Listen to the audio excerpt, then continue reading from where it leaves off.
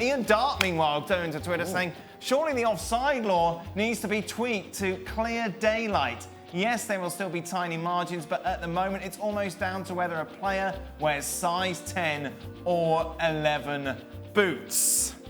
I'm more interested in where Darke's standing in that photo. Yeah, where are you standing in that picture, Ian? San Siro. Is this at the San Siro? That's what I'm going to go with. Yeah, we're going San Yes. Siro? Yes! Outside the San Siro. Oh. 4 marks. How big are your Yes. feet, Ian? How would you get on? Size 10 and a half, in between the 10 and 11. Don't you But join you know them? something?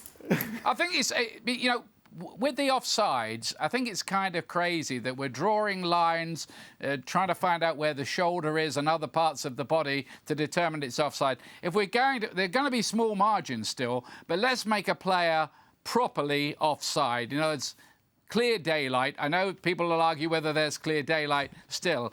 There'll always be arguments. This is football. But I think as it is, what we've lost is when a player was about level, the benefit of the doubt was always supposed to go to the attacking team. It isn't anymore.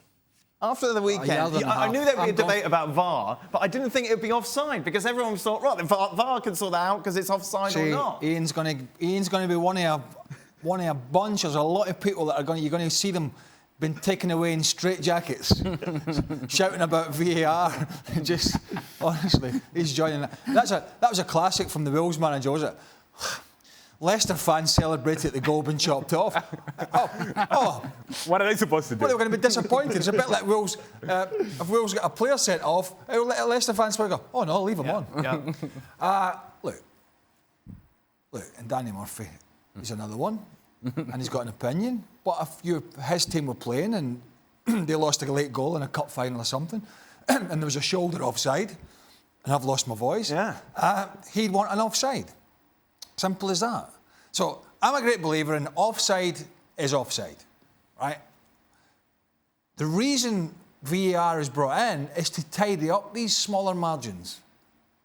That's the whole point of it to me. Is it too small a margin? I suppose that's the argument, isn't it? People. Yeah, but make it. what's too small? So I'm going to use Ian's example. Was a size 11 or a size 10? Well, having a size 11 may make the difference in you tapping the ball into the net and scoring a goal because you have a bigger foot. So that's how small the margins are. So if it's useful for you to make a difference and be able to score a goal, then it's also useful for you to gain an advantage and be in an offside position. That may just be the difference in you scoring a goal, which in turn is what happened with Manchester City. So I would ask, was the call correct?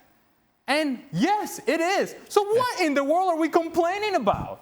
Are we just finding reasons to complain?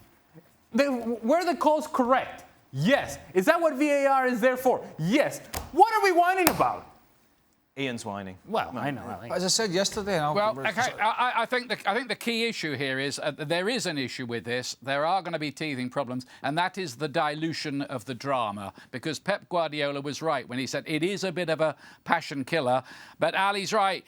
The decisions were right. Everything was right. I counted up the number of checks in all the Premier League games at the weekend. There were 40 checks and only 3 decisions were overturned. In the Newcastle-Arsenal game, there was not a single check or a single overturned decision. By and large, it worked pretty smoothly. The only place it didn't, or the only 2 places, were West Ham and the Wolves-Leicester game. But as Ali said, that was the right decision to disallow that goal under the current guidelines that Wolves scored in inverted commas. So it's here to stay. It's no point to keep arguing about it.